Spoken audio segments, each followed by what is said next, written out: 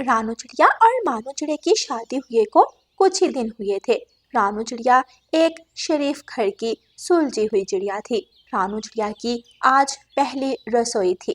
आज मेरी पहली रसोई है तो मैं क्यों ना आज खीर बना लूं। ऐसा सोचकर रानू चिड़िया खीर बनाना शुरू करती है। कुछ देर के बाद खीर बन जाती है। माँ जी, ये खीर चख कर बताएं कैसी बनी है। रानू चिड़िया एक खीर का प्याला मानो चिड़िया की माँ की तरफ करती है। मानो की माँ जब खीर खा लेती है तो फिर कहती है, अरे वाह बहू, तुमने तो कमाल की खीर बनाई है। तुम्हारे हाथों में तो जादू है। आज के बाद रसोई का सारा काम तुम देखोगी। मानो की माँ अपनी बहू रानू चिड़िया से बहुत खुश होती है।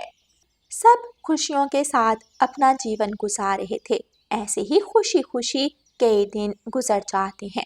एक दिन रानू चिड़िया अपनी सास से कहती है, माँ जी, हमारे घर के नल में पानी नहीं आ रहा, तो क्या मैं नदी किनारे कपड़े धोने चली जाऊँ? हाँ ठीक है बहू, तुम चली जाओ, लेकिन उससे पहले मेरी बात सुनो। रानू चिड़िया की सास रानू चिड़िया को अपने पास बिठा लेती है। बहू, अब बहुत दिन हो गए हैं, तुम जल्दी से मुझे मेरे पोते का मुंह दिखा दो ताकि मैं आराम से मर सकूं। जी माँ जी, ज़रूर। ये तो ऊपर वाले की देन है, वो जब चाहे मुझे संतान दे सकता है। फिर रानू चिड़िया एक थैले में कपड़े डालकर नदी किनारे पहुंच जाती है। रानू चिड़िया नदी के एक किनारे पर बैठकर कपड़े धोने लगती है।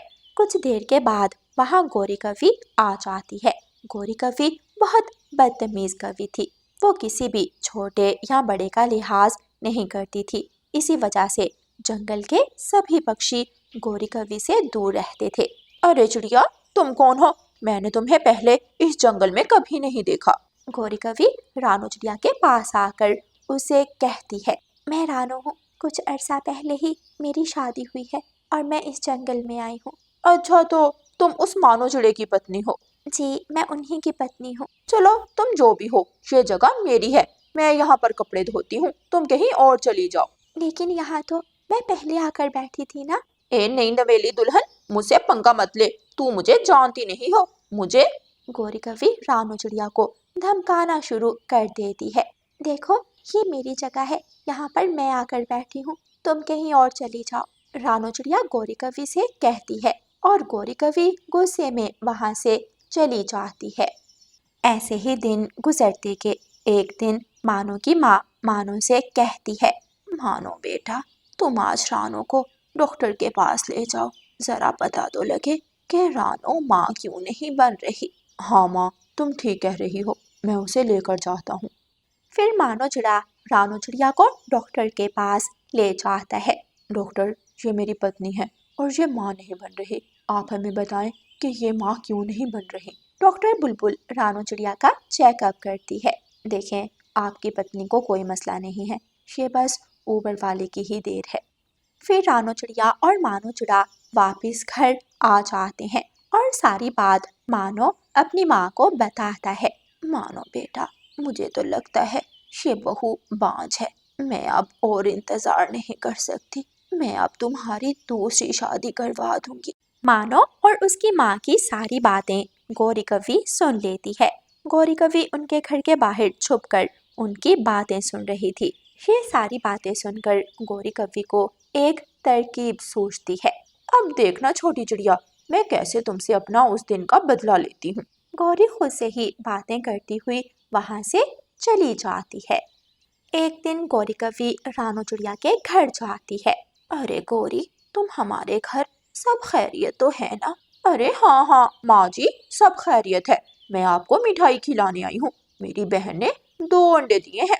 गौरी, तुम्हें बहुत बहुत बधाई हो। ना जाने मेरी बहू कब मुझे मेरा पोता देगी। अरे माँ जी, मैं तो कहती हूँ कि तुम अपने बेटे की दूसरी शादी करवा दो, तुम्हें खुद ही पोता मिल जाएगा। हाँ, कह तो तुम ठीक रही हो। अब मुझे मानो की दूसरी शादी करवानी ही पड़ेगी।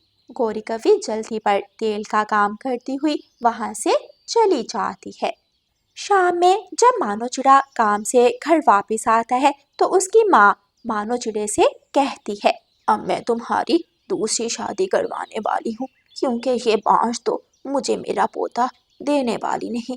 तुम एक काम करो, तुम इसे घर से बाहर निकाल दो, कहीं इसका मनहूस आया मेरी नई बहू पर भी ना पड़ता रहे। हाँ माँ, तुम ठीक कह रही हो, मैं भी अब तंग आ गया हूँ। ये कहकर मानो चिड़ा रानो चिड़िया को घर से निकाल देता है। रानो चिड़िया मुसलसल रोती रहती है। वो बाहर खड़ी दरवाज़ा बजा रही थी, मगर कोई भी उसकी बात नहीं सुन रहा था। कुछ देर बाद रानो चिड़िया रोती हुई वहाँ से चली जाती है।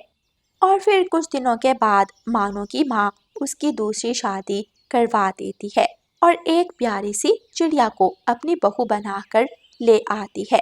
वो चिड़िया पहले पहल तो मानो की माँ के साथ बहुत अच्छी थी, मगर बाद में वो बदल गई। सारे घर का काम वो मानो की माँ से करवाती थी। इस चुड़ैल से अच्छी तो वो रानो थी, वो तो मुझे घोंसले से नीचे नहीं उतरने देती थी। मानो की माँ खुद से ही बातें कर रही थी कि बेध्यानी से उसे ग्लास टूट जाता है। ग्लास टूटने की आवाज़ सुनकर उसकी नई बहू रसोई में आती है। अरे ओ बुढ़िया, तेरा दिमाग सेट आ गया है, मेरा सेट खराब कर दिया तुमने। मैं तुम्हें इस घर में नहीं रहने दूंगी, तुमने मेरा गिलासों का सेट खराब कर दिया है। नई बहू अपनी सास को घर से निकाल देती है। मानो की माँ कितनी देर तक दरवाज़ा पीटती रहती है, मगर उसकी नई बहू दरवाज़ा नहीं खोलती। फिर मानो की माँ एक पीपल के पेड़ पर जा बैठती है। वो वहाँ पर बैठकर रो रही थी कि उसके पास से रानो चिड़िया गुजरती है। रानो चिड़िया अपनी सास को रोता देखकर वहाँ आ जाती है।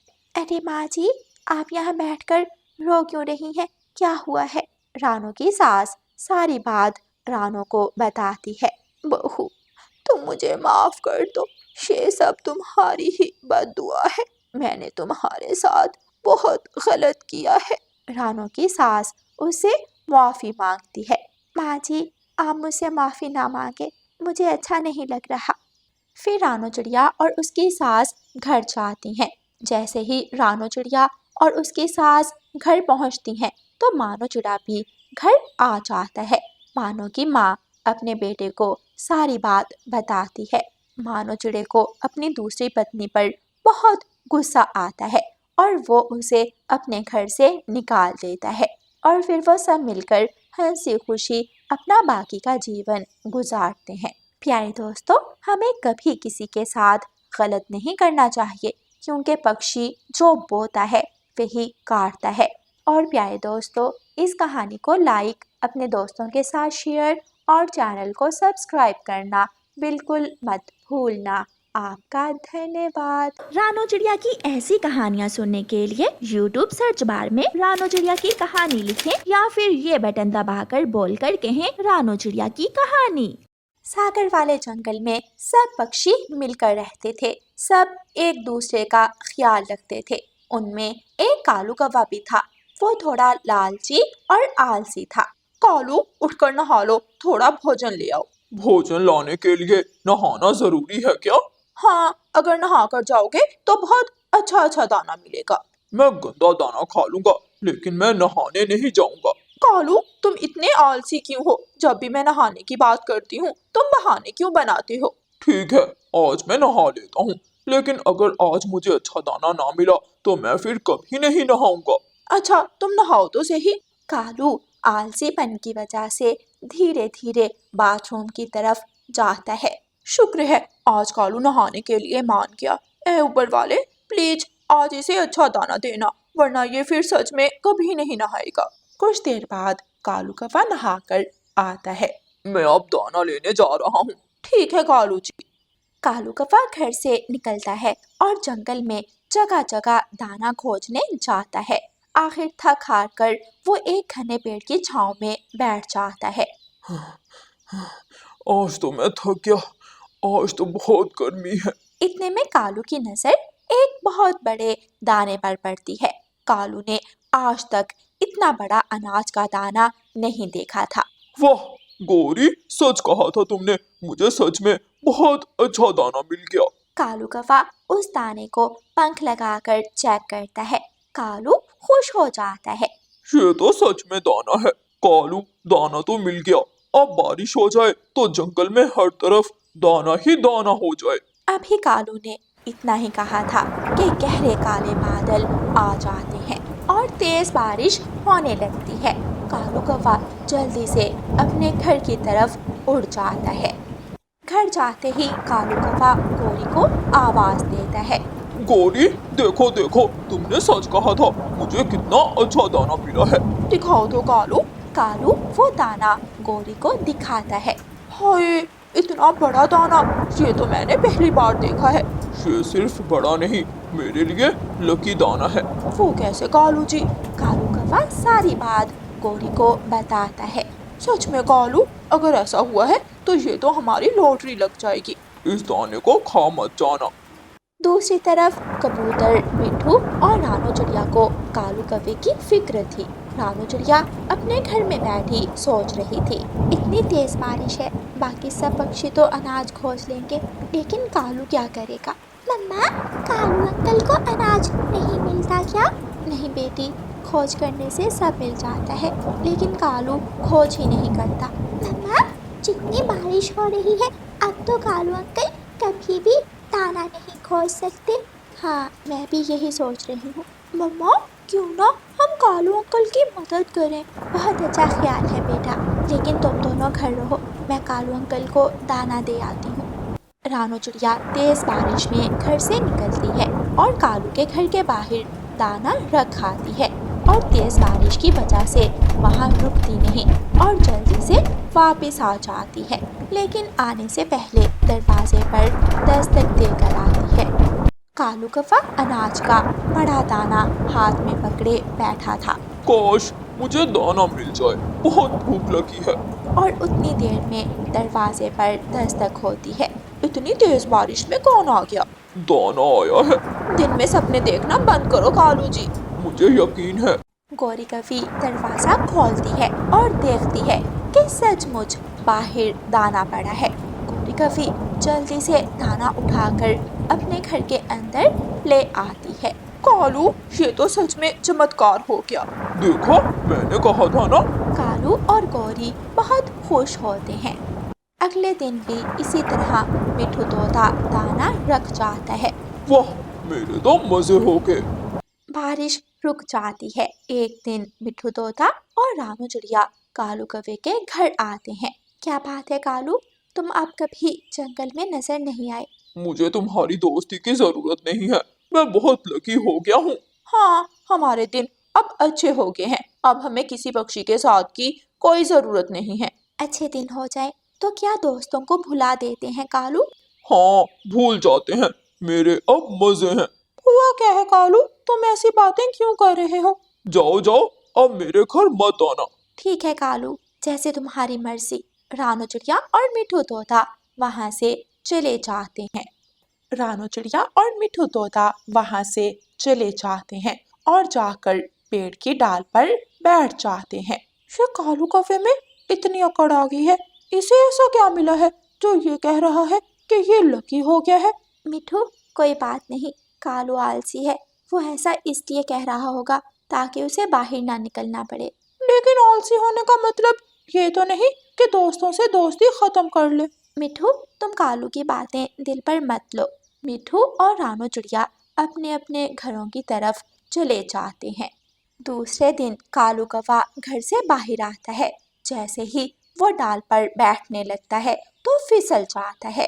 रानू चिड़िया ये सब देख रही थी। वो जल्दी से आती है और कालू को गिरने से बचाती है। शुक्रिया रानो चिड़िया। तुम ठीक हो कालू? हाँ, मैं ठीक हूँ। रानो, मुझे तुम्हें एक बात बतानी है। फिर कालू कौवा सारी बात रानू चिड़िया को बताता है। क्या तुम मुझे वो बीज दिखा सकते हो? हाँ हाँ, चलो, घर पड़ा है वो दाना। रानू चिड़िया कालू कौवे के साथ उसके घर जाती है। गोरी गोरी, वो दाना लाओ। हाँ, लाती हूँ। गोरी हर जगह वो दाना खोजती है, लेकिन उसे नहीं मिलता। कालू जी, दाना कहाँ है? मैंने हर जगह देख लिया, लेकिन मुझे नहीं मिला। किस दाने की बात कर रहे हैं आप? वो जो रसोई में पड़ा था। अरे, वो दाना तो मैंने खा लिया। मुझे लगा कि आपने मेरे लिए रखा है। सत्यानाश हो तुम्हारा जग्गू, वो दाना मेरा लक था। क्या दाना भी कभी लकी होता है? हाँ, मुझे बारिशों में भोजन इसीलिए मिला था। कालू, तुम्हारा वहम है कि दाना तुम्हें भोजन देता था। वो तो मैं और मिठू तुम्हारे आलसीपन को जानते थे, इसलिए हम बाहर दाना रखकर दस्तक देते थे। क्या? ये मैंने क्या कर दिया? मैंने उस दिन तुम सबकी इतनी इंसल्ट की। चलो कोई बात नहीं कालू, लेकिन दोस्तों की कद्र करना सीखो। कालू कौवा बहुत शर्मिंदा होता है। उस दिन वो जान जाता है कि असली लक दोस्ती में है, और कालू मामूली से दाने में खोजता रहा। प्यारे दोस्तों, इस कहानी को लाइक, अपने दोस्तों के साथ शेयर और चैनल को सब्सक्राइब करना बिल्कुल मत भूलना। आपका धन्यवाद।